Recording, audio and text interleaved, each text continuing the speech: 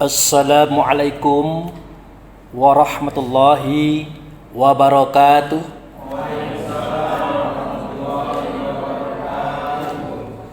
Alhamdulillah wa syukurillah lillahi ta'ala la rahmatillahi alaina. Aina fizal laili hadarna fizal masjid.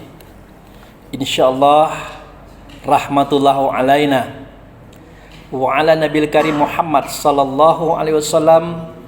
Hayasallimu alaihi. Allahumma sholli ala sayidina Muhammad wa ala ali sayidina Muhammad. Amma ba'du. Yang saya hormati Bapak Ketua BKM Masjid yang kita cintai, yang saya hormati Pak Imam Khotib Bilal Ghorim, yang saya hormati para pemuka masyarakat, kaum ulama cerdik pandai di dalam negeri, yang saya hormati bapak-bapak, ibu-ibu, para jamaah, yang semuanya insya Allah dicintai oleh Allah dan Rasulnya. Kita banyak bersyukur kepada Allah, dengan anugerahnya kita diberi kesehatan dan kekuatan, sehingga pada malam hari ini kita dapat berkumpul di masjid ini dalam rangka beribadah kepada Allah, yaitu dengan cara melaksanakan sholat Isya. Insya Allah nanti kita tarawehan. Kemudian kehadapan ikutan kita Nabi Muhammad Rasulullah Sallallahu Alaihi Wasallam, kita menyatakan sholawat, Allahumma sholli ala Sayyidina Muhammad wa ala ali Sayyidina Muhammad. Amma ba'du. Bapak-bapak, ibu-ibu yang saya hormati, ini malam yang berapa Pak? 28 ya? Berarti kita puasa sudah 27 kali. Ya. Jadi karena kesibukan mungkin atau memang karena perjalanan, jadi kita lupa-lupa ingat. Apalagi hari raya udah tahu lagi hari apa. Tanya ke Pak RT dari hari raya kapan berarti. Tidak tahu saya. Sama kayak saya kata. Lupa hari apa, hari Jumat, hari Kamis, hari Sabtu gitu. Pokoknya kita nurut baiklah. Gitu. Baik Bapak Ibu saya hormati, kehadapan ikutan kita Nabi Muhammad Rasulullah Sallallahu Alaihi Wasallam, kita menyatakan salawat, Allahumma sholli ala Sayyidina Muhammad wa ala ali Sayyidina Muhammad. Amma ba'du. Bapak-bapak, ibu-ibu yang saya hormati, pada malam hari ini saya nak menyampaikan tentang perjalanan kita sejak dari alam ketuhanan hingga hari ini, dan nanti kembali lagi ke alam ketuhanan itu. Jadi kita mulai cerita ini dari surat Ali Imran ayat 4. Di situ Allah berfirman, apa kata Allah? Min qablu hudal linnasi wa anzalal furqan. Jadi kata Allah ini dikatakan oleh Rasul. Artinya firman Allah itu Rasul yang menyampaikan kepada sahabat. Akhirnya sampailah kepada kita, terdapat pada kitab Quran, yaitu Ali Imran ayat 4. Di situ Allah berfirman, sebelum aku turunkan hudal linnas, artinya petunjuk bagi manusia berupa kitab Taurat, Zabur, Injil, Quran, hadis. Terlebih dahulu Allah sudah menurunkan kepada kita itu Furqan. Furqan itu kalau bahasa kitanya itu sesuatu yang bisa membedakan yang baik dan yang buruk, yang halal dan yang haram, yang patut dan yang tidak patut. Nah, Furqan itulah dalam bahasa kitanya akal. Artinya sebelum kita kenal Taurat, Zabur, Injil, Quran, hadis, terlebih dahulu Allah berikan sama kita itu Furqan atau akal tadi. Untuk apa akal? Akal itu untuk mencerna segala sesuatu yang kita ketahui dalam kehidupan kita, terutama masalah agama. Nah, Bapak Ibu yang saya hormati, sebenarnya akal itu adalah salah satu daripada nama kita. Jadi seketika kita di alam ketuhanan, asal kita ini kan Nur Muhammad. Jadi seketika kita lepas daripada Muhammad, nama kita itu Nur, cahaya. Seketika kita menyaksikan Allah yang nyata Muhammad, nama kita itu mukmin atau orang yang percaya kepada Tuhan. Seketika Allah meniupkan kita ke dalam tubuh, nama kita adalah ruh.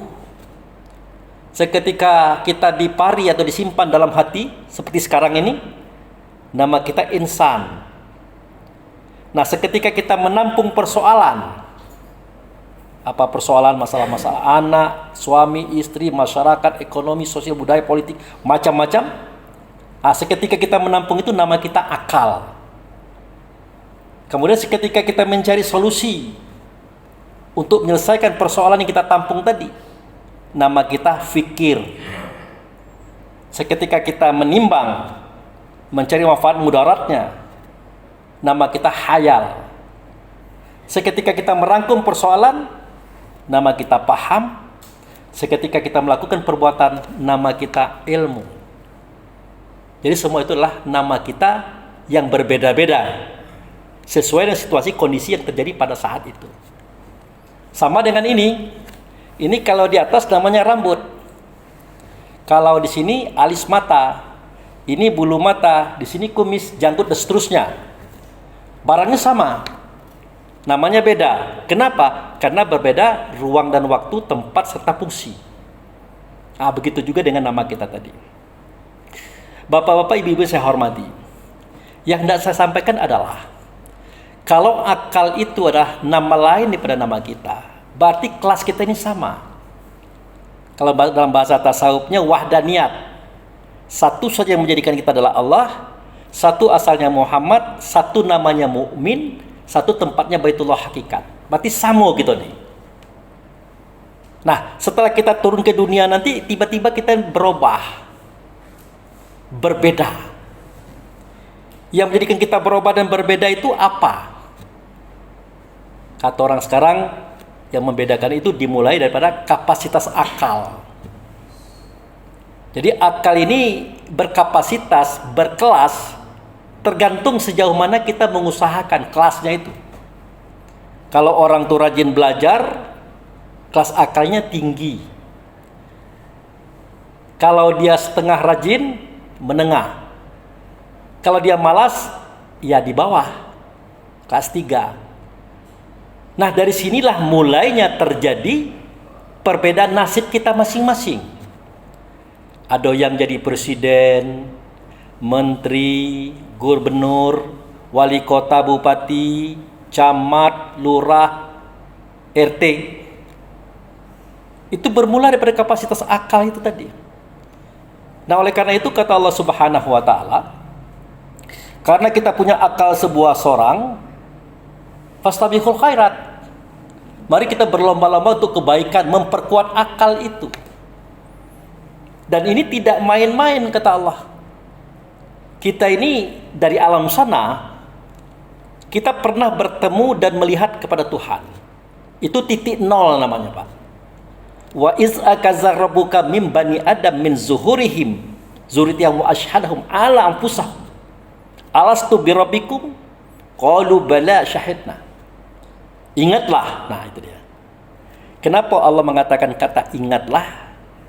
Karena barang itu terjadi. Tapi kita lupa. Ingatlah. Seketika aku mengeluarkan semua roh anak Adam. Nah, itu dia. Jadi segala kita ini kan tadinya kan roh ini. Nah, waktu itu aku angkat satu persatu saksi atas diri mereka. Aku tanyakan kepada mereka, adakah tidak aku ini Tuhan kamu? Nah, karena ruh itu mendengar, ruh melihat, ruh berhadapan dengan Tuhan, dijawabnya, bala syahidna. Benar engkau Tuhan kami menyaksikan. Artinya, jangankan zaman Nabi Adam, zaman Nabi Idris, Nuh, Hud, Lut, Saleh, Ibrahim, Ismail, Ishak, Yakub, sampai Nabi Isa, sampai zaman nabi-nabi yang lain, alam ketuhanan baik itu pernah kita di situ. Jadi kita dari situ berjalan alam ketuhanan, masuk alam malakut, masuk alam dunia. Nah, sebelum kita masuk ke dalam kandungan mak kita, yang di situ tubuh kita sudah ada, kita dibawa oleh Allah berjalan. Berjalan melihat apa? Melihat perjalanan hidup kita yang bakal kita lewati nanti.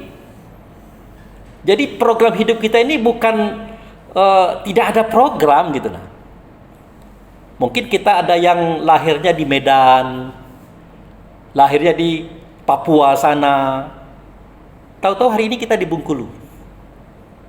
Nah, seketika kita lahir di Papua atau di Medan atau di Padang atau di Jawa, sebelum kita masuk ke dalam badan kita, yang badan itu dalam kandungan mak kita dibawa keliling dulu kepada tempat-tempat yang bakal kita lihat, yang bakal kita temui, yang bakal kita lewati nanti.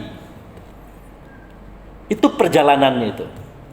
Setelah masa itu habis, barulah kita dibawa ke kandungan mak kita, dimasukkan ke dalam tubuh kita. Kebetulan tubuh kita itu casingnya lanang, jadilah kita lanang. Kebetulan tubuh kita itu casingnya tino, jadilah kita tino. Tapi isi lanang dengan isi tino sama baik, roh galo itu, Nur Muhammad galo. Nah, itulah makanya kenapa kita harus belajar, supaya kita bisa memperbaik tempat-tempat yang pernah kita lalui. Contoh, orang sering mengatakan terinspirasi. Kalau dalam bahasa kitanya dapat ide. Dari mana dia dapat inspirasi? Dari mana dia dapat ide? Pasti dari Allah. Bermula dari mana? Bermula daripada tempat yang pernah kita lewati dahulu. Makanya saya katakan, bagaimana mungkin orang bisa bikin gedung tinggi, pencakar langit yang di daerah Timur Tengah itu, namanya Khalifah itu. Tidak usah jauh-jauh, Tugu Monas sajalah. Orangnya pendek-pendek tapi bisa membangun setinggi itu.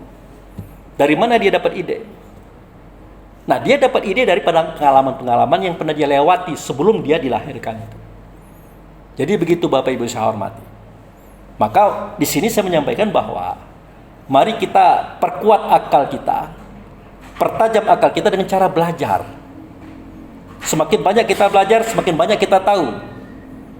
Kenapa sedemikian? Karena belajar itu artinya mengingat kembali sesuatu yang pernah kita ingat tapi kita lupa. Kita sudah ingat tapi kita lupa. Nah, pas kita ulangi lagi, tahu gitu. Oh, itu. Makanya bakat kita beda-beda. Ada teknik, ada dagang, ada sosial, ada politik, ada macam-macam itu. Karena itulah perjalanan kita masing-masing. Oleh karena itu, jangan sampai kita iri mengiri. Nengok kawan jadi anggota dewan sukses, ndak perlu jadi anggota dewan. Pas mencalon lah 3 kali 4 kali duit lah banyak habis, ndak menang-menang juga. Lah bukan situ tepek kita. Nengok kawan jual bakso misalnya, lancar, kita ndak jual bakso pula. Pas giliran kita tidak laku.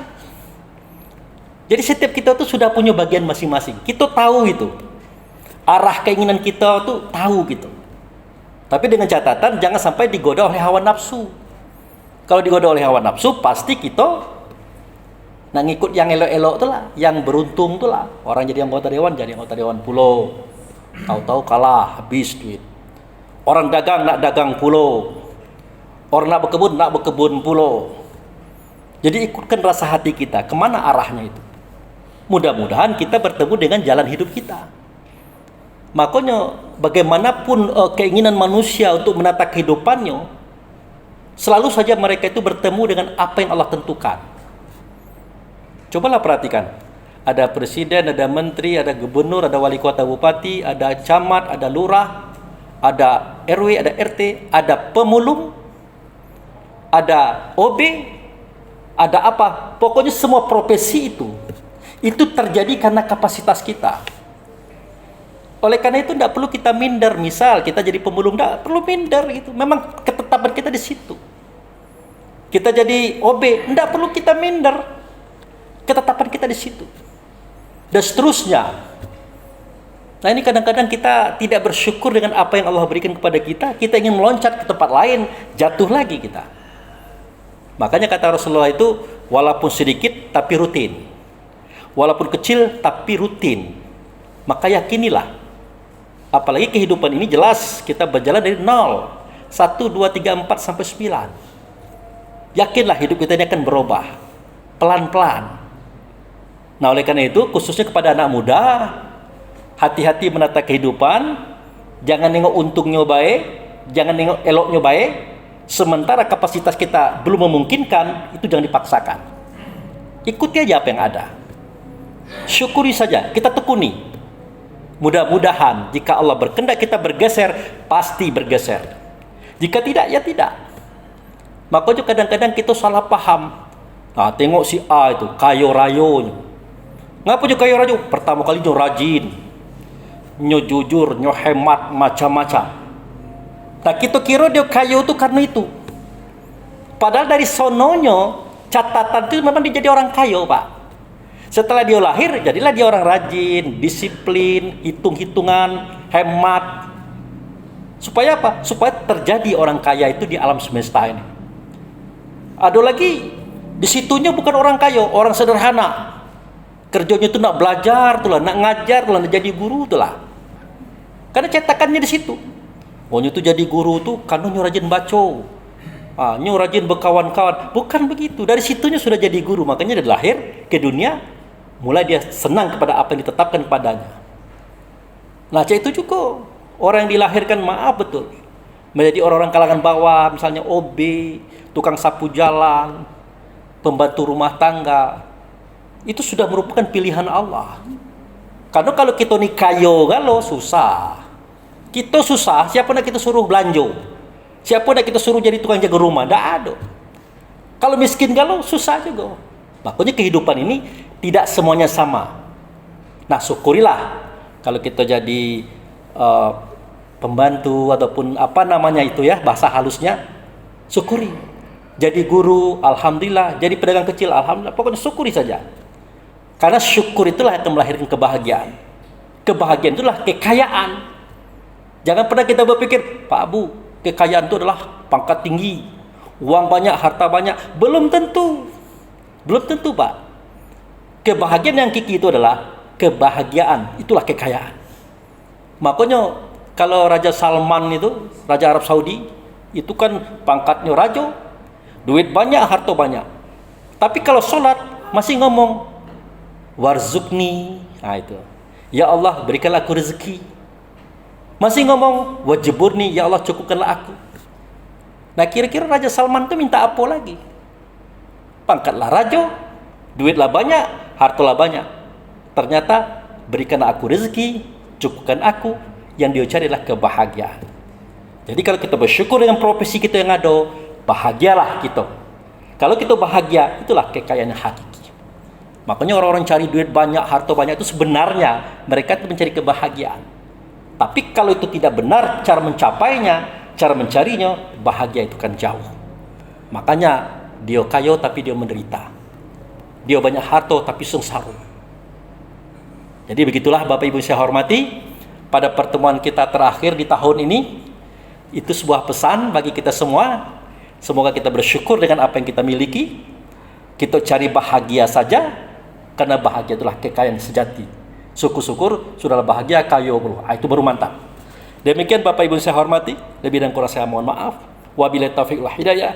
Assalamualaikum warahmatullahi wabarakatuh.